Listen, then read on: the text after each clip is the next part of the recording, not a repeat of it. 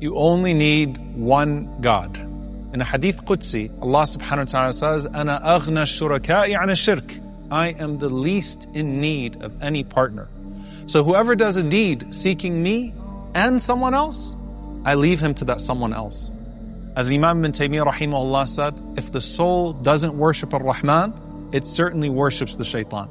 The Quran even says, قُلْ إِن كَانَ لِلرَّحْمَنِ وَلَدْ فَأَنَا أَوَّلُ الْعَابِدِينَ. Say, if the most merciful had a son, then you would find me to be the first worshipper. And as As-Suddi rahimahullah said, I would be the first to worship, but لَا وَلَدَ لَهُ. He has no son. So I love Jesus, peace be upon him, but I worship the God of Jesus, not Jesus himself. But beyond worship, one of the root meanings of the word ilah is that which is sought.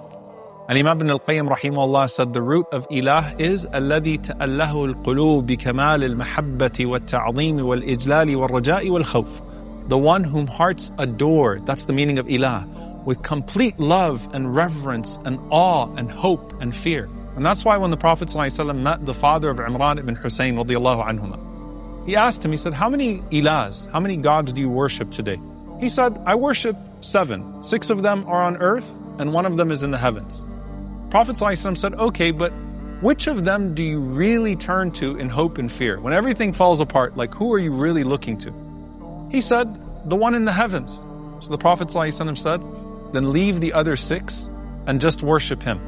You'll notice that the Prophet ﷺ didn't get into a theological debate with him. He spoke directly to the unsatisfying experience of shirk, which tries to divide an undividable God. And the Prophet ﷺ said that those who deny qadr are like those people because they deny Allah's divine decree due to their own inability to understand the question of evil. And then you had those who shaped God into their own image because they couldn't relate to a God that they couldn't see. So we need saints and statues in between that we can touch and feel.